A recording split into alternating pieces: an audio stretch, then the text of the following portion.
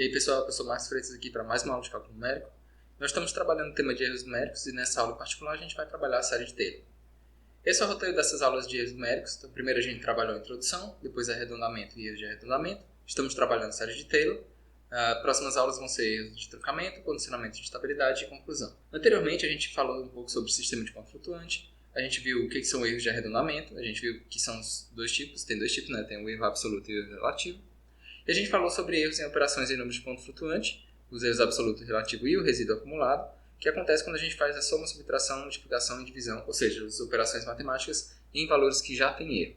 A gente viu também alguns exemplos práticos disso tudo e eu espero que vocês tenham visto em alguma outra disciplina ou já tenham experiência com funções e derivados de funções, o que a gente vai ver nessa disciplina. A gente vai precisar nessa aula de hoje. Então o roteiro da aula é esse. Primeiro eu vou falar sobre truncamento, depois eu vou sobre o que é truncamento, depois eu vou falar sobre série de Taylor, vou falar sobre os termos da série de Taylor e aproximações pela série de Taylor e finalmente algumas características da série de Taylor. Então a gente viu lá na introdução, nessa parte de erros, que existem dois tipos de erros numéricos, os erros de arredondamento e os erros de truncamento.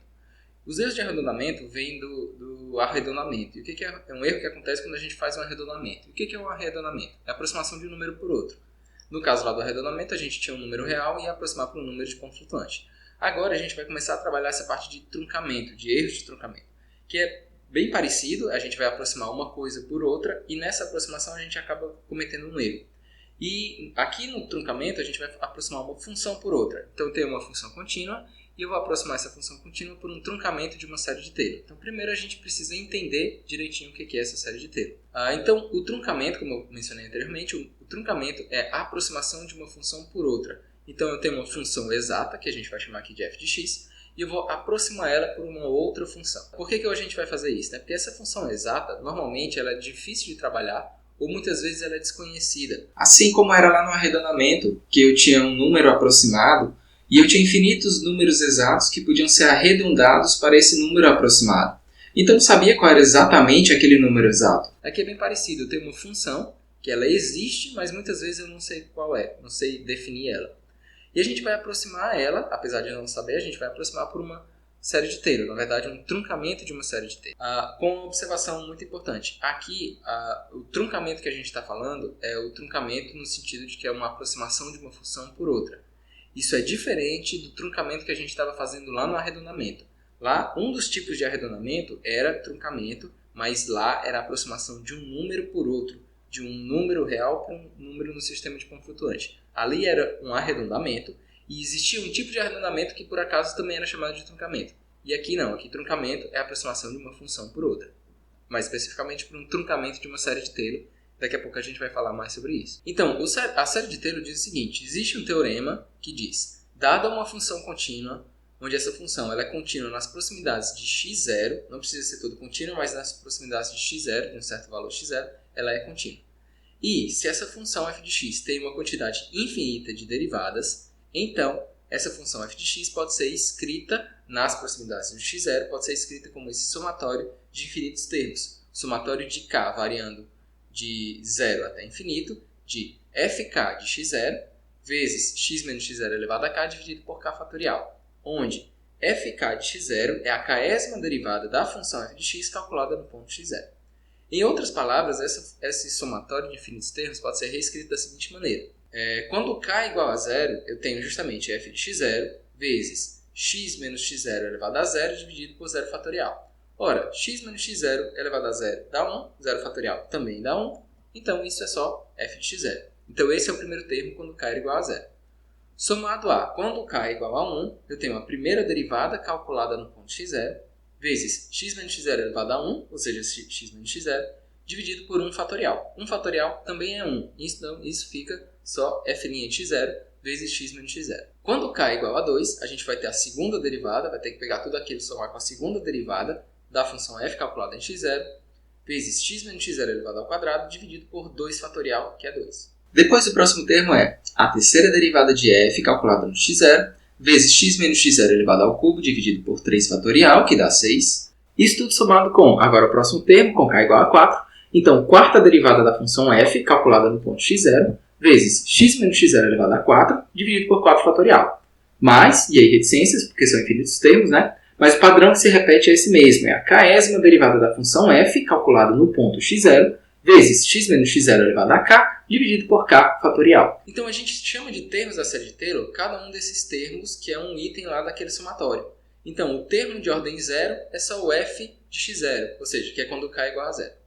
Quando k é igual a 1, a gente tem um termo de ordem 1, que é a primeira derivada de f calculada em x0 vezes x menos x0. Quando k é igual a 2, eu tenho um termo de ordem 2 da série de Taylor, que é a segunda derivada de f calculada em x0 vezes x menos x0 elevado ao quadrado dividido por 2. E assim por diante. Então existe o termo de ordem 3, termo de ordem 4, termo de ordem 5 e assim por diante. Então a série de Taylor é um somatório de infinitos termos. E existe o termo de ordem 0, termo de ordem 1, ordem 2, ordem 3 e assim por diante. E com isso a gente pode fazer aproximações. Então a aproximação de ordem 0 considera somente o termo de ordem 0. A aproximação de ordem 1 é o termo de ordem 0 somado com o termo de ordem 1. A aproximação de ordem 2 é a soma dos termos de ordem 0, ordem 1 e ordem 2 e assim por diante. Eu posso ter a aproximação de ordem 3, ou seja, a gente faz esse somatório até o termo de ordem 3. Existe a aproximação de ordem 4, que a gente faz o somatório até o termo de ordem 4 e assim por diante. Ou seja, a gente vai pegando termo a termo e adicionando a aproximação que tinha anteriormente. Por exemplo, vamos pegar esse exemplo aqui dessa função f de x. É um polinômio menos 0,1 x à quarta, menos 0,15 x ao cubo, menos 0,4 x ao quadrado, menos 0,25 x mais 1,2. E vamos tomar como número base esse x0 igual a 0. Ou seja, eu quero calcular valores na aproximação, valores próximos a 0. E a gente vai trabalhar aqui justamente uma aproximação para f de x quando x é igual a 1. Vamos assumir que 1 está próximo de 0, então eu quero calcular quando x é igual a 1. Então eu tenho essa função, eu tenho o valor base que x0 é igual a 0, e eu quero descobrir quanto será f de x quando x é igual a 1 por aproximações da série de Taylor. Então vamos primeiro calcular a aproximação de ordem 0. A aproximação de ordem 0 diz o seguinte, que o valor de f de x é igual a f de x0. Ou seja, a gente sabia que o x é 1, então f de 1 vai ser igual a f de 0, porque x0, nesse nosso exemplo, x0 também é 0. Então vamos calcular f de 0, ou seja, a gente pega aquela função f de x, substitui x por 0, faz as contas e descobre que o resultado é 1,2. Então, já que o f de 0 é 1,2, a aproximação de ordem 0 de f de 1 também é 1,2. Ou seja, a aproximação de ordem 0 diz que f de x é igual a f de x0, ou seja, que f de 1 é igual a f de 0. A gente descobriu que f de 0 é 1,2, portanto, f de 1 também vai ser 1,2. Isso é a aproximação de ordem 0. A aproximação de ordem 1 vai ser justamente a soma da aproximação de ordem 0 com o termo de ordem 0 somado ao termo de ordem 1. O termo de ordem 1 é essa primeira derivada, calculada em x0, vezes x menos x0. Então isso vai dar, vai dizer o seguinte, f de 1 vai ser igual a f de 0 mais a derivada da função f calculada no ponto 0 vezes x menos x0, ou seja, aqui vai ser 1 menos 0. Então a gente precisa pegar aquela função f de x e calcular a derivada. E a primeira derivada dessa função f de x vai dar menos 0,4x ao cubo, menos 0,45x ao quadrado, menos 0,8x, menos 0,25. Então essa daqui é a derivada da função f. Só que a gente tem que calcular a derivada da função f no x0, e o x0 vale 0. Então a primeira derivada calculada no 0 dá, fazendo as contas, dá menos 0,25. E aí o que a gente faz é pegar esses valores e substituir na aproximação de ordem 1. Então, f de 1 vai ser f de 0, que a gente já tinha calculado anteriormente, era 1,2, mais f' de 0, que dá menos 0,25, multiplicado por 1, que é justamente o x menos x0. Né? X menos x0 é 1 menos 0, que dá 1. Logo, essa aproximação de ordem 1 dá 0,95. A aproximação de ordem 2 vai ser aquilo que a gente já calculou, a aproximação de ordem 1, somado com o termo de ordem 2. Então, o termo de ordem 2 é esse termo que envolve essa segunda derivada calculada em x0. E aí a gente substitui tudo. Então, f de 1 vai ser f de 0 mais f' de 0 vezes 1 menos 0, mais a segunda derivada calculada em 0 vezes 1 menos 0 elevado ao quadrado dividido por 2. Essa primeira parte, a aproximação de ordem 1, a gente já sabe, a gente já calculou f de 0 somado com f' de 0 vezes 1 menos 0, isso daí a gente já calculou anteriormente. Então falta só a gente calcular o termo de ordem 2, que é esse termo que envolve a segunda derivada. Então, primeiro a gente tem que calcular a segunda derivada, e aí a segunda derivada da função f dá menos 1,2x ao quadrado, menos 0,9 vezes x, menos 0,8, e a gente tem que calcular essa segunda derivada no ponto base, que é o ponto x0 igual a 0, aqui no nosso exemplo. Então, f de duas linhas em 0 é dado por, e aí a gente faz a substituição de x por 0, e aí a gente chega que o resultado é menos 0,8. Logo, a aproximação de ordem 2 vai ser igual àquilo que a gente já tinha calculado, que era a aproximação de ordem 1, somado com o termo de ordem 2. E o termo de ordem 2 vai ser essa segunda derivada calculada no x0, que dá menos 0,8, vezes x menos x0 ao quadrado, dá 1 ao quadrado, dividido por 2 fatorial, que é 2. Então, o resultado dessa conta vai dar 0,55, ou seja, 0,55 é a aproximação de ordem 2. A aproximação de ordem 3 vai ser aquela aproximação de ordem 2 que a gente já tinha, somada com o termo de ordem 3. O termo de ordem 3 é esse termo que envolve essa terceira derivada. Então, a terceira derivada calculada em 0, vezes 1 menos 0 elevado ao cubo, dividido por 3 fatorial, que dá 6. E aí a gente tem que calcular a terceira derivada da função f, que dá menos 2,4x menos 0,9. Só que a gente tem que pegar essa terceira derivada e calcular ela no ponto x igual a 0. Né? O valor base x0 era 0. Então a gente substitui x por 0 e aí a gente calcula que dá menos 0,9. Essa terceira derivada calculada em 0 dá menos 0,9.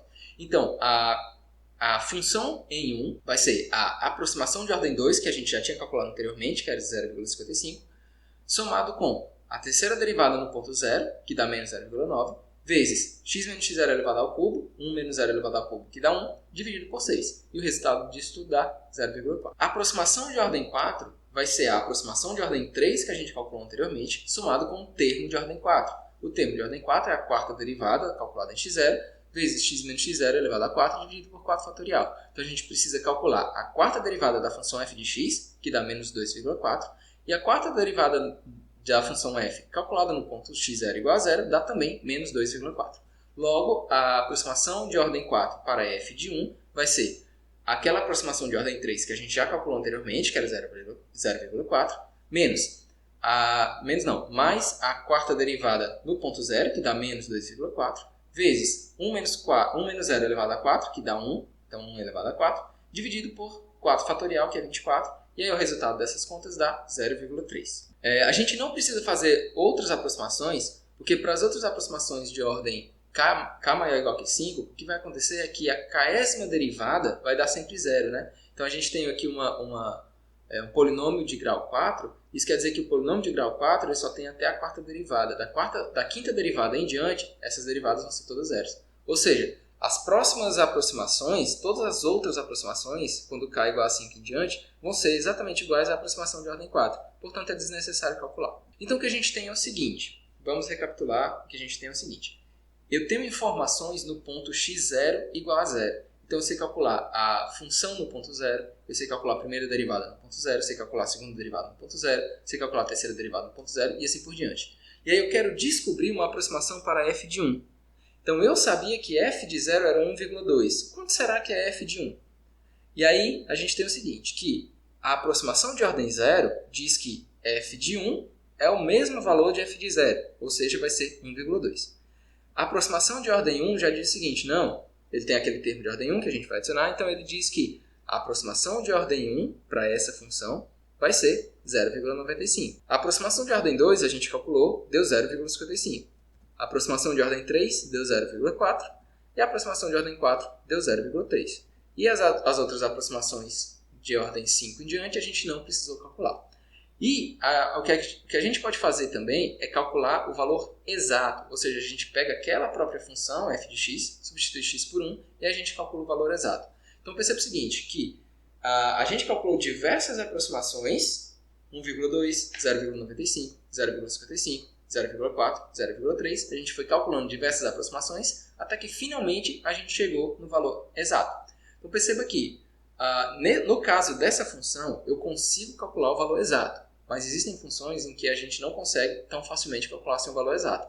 Mas a gente consegue ver que a cada nova aproximação, por esse gráfico aqui, a cada nova aproximação a gente vai chegando cada vez mais perto do valor exato. Vamos pegar uma segunda função. Vamos pegar essa função f de x igual a cosseno de x. E aí a gente tem um valor base, número x0, que é π sobre 4, radiano, ou 45 graus.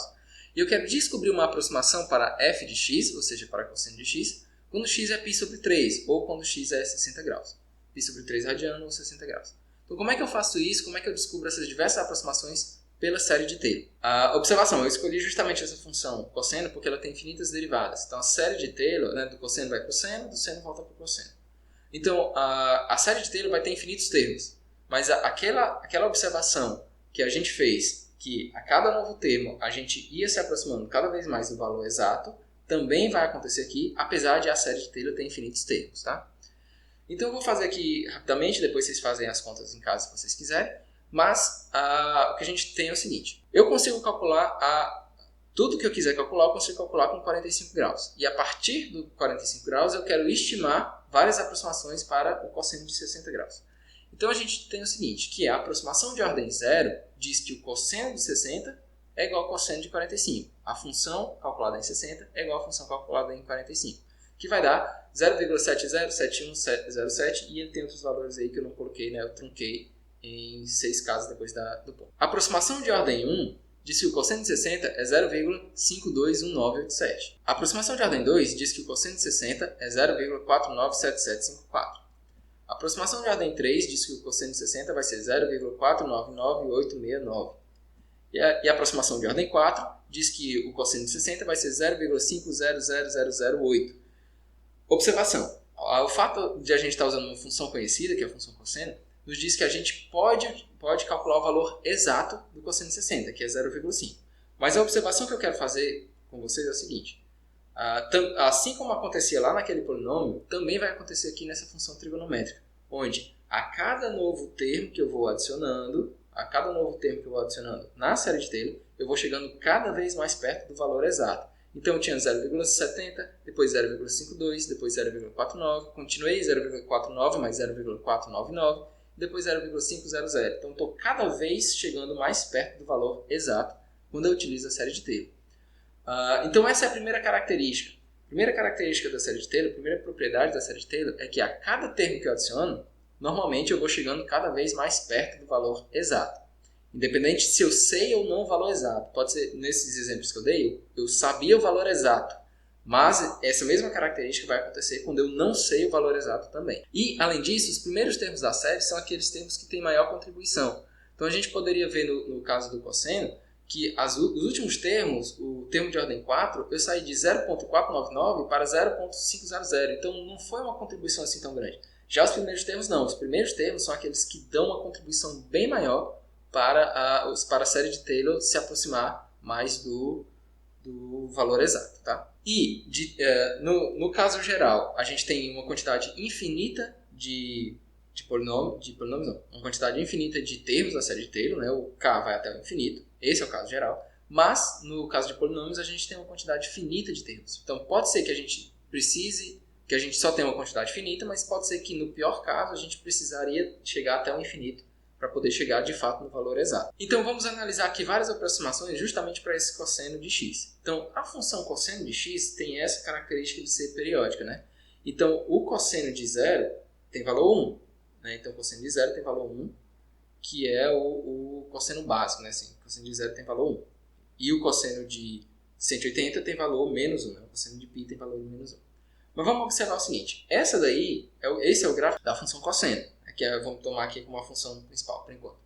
E vamos tomar como base também o valor x0 igual a 0. Então, 0 grau, 0 radiano, a gente está aqui no 0. E aí, o que acontece? Se eu utilizar somente a aproximação de ordem 0, só a aproximação de ordem 0, ela diz o seguinte, o valor da função, para qualquer que seja o x, na verdade, nas proximidades do x0, que a gente está pegando x0 igual a 0, então nas proximidades do x0, o valor da função é igual ao valor do f de 0, então é igual a 1. Então, a gente pode ver que, apesar de a função cosseno ter esse comportamento periódico, o que a aproximação de ordem 0, o que a aproximação de ordem 0 vai me dizer é que é tudo constante. Então a gente pode ver que isso vale se eu estiver bem pertinho do 1.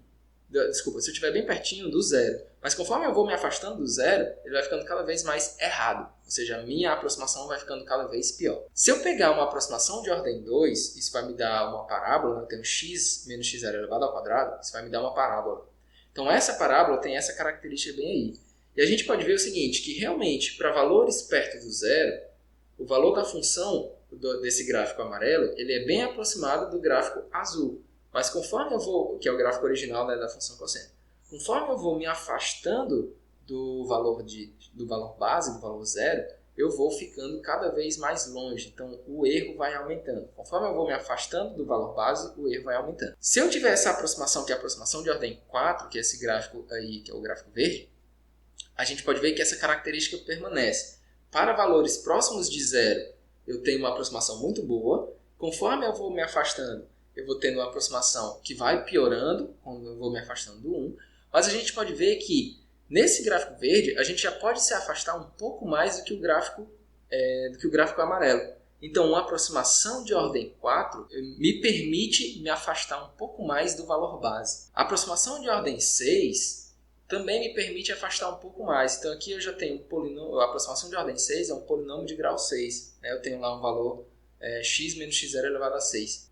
Então, isso vai me dar um gráfico, que é esse gráfico violeta, aí, esse gráfico marrom, meio violeta, que ele segue a função cosseno para valores bem pertinho do zero. Conforme eu vou me afastando do zero, eu vou tendo uma aproximação que vai piorando quando mais eu me afasto. Porém, eu consigo me afastar bem mais com uma aproximação conveniente, uma aproximação tolerável. Eu consigo me afastar bem mais do que do gráfico verde, que eu já consegui me afastar um pouco mais do que o gráfico amarelo, que eu já consegui me afastar um pouco mais do que o gráfico vermelho. O último que eu quero mostrar aí é essa aproximação aí de ordem 8. Tenho uma aproximação pela série de Taylor de ordem 8. Isso vai me dar um polinômio de grau 8, porque eu tenho lá x menos x0 elevado a 8, então isso me dá um polinômio de grau 8. E olha só, esse gráfico azul claro, que é essa aproximação de ordem 8, ela se aproxima muito da função cosseno, até quase chegar ali a 180 graus. Então, até 180 graus, mais ou menos, eu tenho uma boa aproximação. A partir de 180 graus, não. A partir de 180 graus, ele tem um erro já um pouco maior. Mas até ali 180 graus, eu tenho uma boa aproximação. Então, conforme eu vou utilizando mais termos da série de Taylor, eu vou podendo me afastar um pouco mais do valor base. Se eu estiver utilizando poucos termos da série de Taylor, eu tenho que ficar bem pertinho do valor base. Se eu utilizar mais termos da série de Taylor, eu já consigo me afastar mais do valor base, tendo aí uma aproximação boa. Então, essas são algumas das características da série de Taylor, tá certo? E aí, isso nos traz algumas perguntas. Vocês devem estar se perguntando.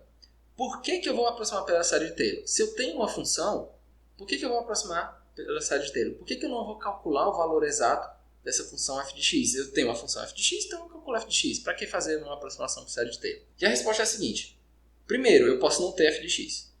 Se eu tenho f de x, ok, eu posso usar f de x para poder calcular o valor exato. Ótimo, se eu tenho f de x. Mas e se eu não tenho f de x? Se eu não tenho f de x, eu não vou conseguir calcular esse valor exato. Porém, eu não vou poder calcular o valor exato, mas essas propriedades da série de Taylor, elas continuam se mantendo. Ou seja, eu consigo me aproximar utilizando série de Taylor, mesmo sem saber quem é a função exata. Isso a gente vai ver um pouco melhor na próxima aula. E aí, esses valores, normalmente, o que a gente pode fazer é aproximar esses valores a partir de dados. Então, eu tenho vários dados que foram coletados. Né? Se a gente for lembrar lá do problema físico, né? Eu tenho um problema físico e eu vou coletar dados. Então, eu posso coletar dados para estimar essa aproximação, quando eu não tenho essa função f de x. Ou então, muitas vezes, eu tenho f de x, mas ela é tão complicada de ser trabalhada, é tão complicado calcular uma derivada ou calcular uma integral dessa função f de x, que é mais fácil eu fazer uma aproximação por série de Taylor do que eu fazer essas operações de derivada ou integral nessa função original. Tá? Então, a resposta para essa pergunta são essas duas. Às vezes eu não tenho a função f de x, eu preciso a minha única possibilidade é aproximar. Outra possibilidade é eu tenho f de x, mas ela é difícil de trabalhar, então eu faço uma aproximação. Relembrando aqui, a aproximação pela série de Taylor é essa que está aí, é um somatório de infinitos termos, onde eu tenho um termo de ordem 0, termo de ordem 1, termo de ordem 2, termo de ordem 3, termo de ordem 4 e assim por diante. Só que ele tem, no caso geral, infinitos termos. E aí, justamente, se a série tem infinitos termos, eu não consigo fazer esse cálculo no computador, né? Porque o computador teria que fazer uma operação infinitas vezes, então eu ia gastar o tempo todo só fazendo essa operação no computador. Então, se a aproximação, se a série, o valor exato da série tem infinitos termos, o que a gente vai fazer é uma aproximação. Então, a gente vai fazer essa aproximação com uma quantidade finita de termos. Então, eu vou só até ali o termo de ordem 3, eu vou só o termo de ordem 4, eu vou só até o termo de ordem 5, ou então eu vou só até o termo de ordem 6, mas não importa, mas eu vou sempre calcular uma quantidade finita de termos. Eu não vou até o infinito, eu vou calcular só uma quantidade finita. E justamente eu calcular essa aproximação com uma quantidade finita de termos é o que a gente chama de truncamento dessa série. Então, a série mesmo tem infinitos termos, mas a gente vai fazer um truncamento, ou seja, a gente vai fazer um somatório só de uma certa quantidade finita desses termos. Isso é chamado de truncamento, e é por isso que a gente vai fazer essa aproximação. E aí, como a gente faz essa aproximação, a gente tem um erro. O que é o erro? O erro é o exato menos aproximado. Isso aí é a mesma ideia lá do erro de arredondamento.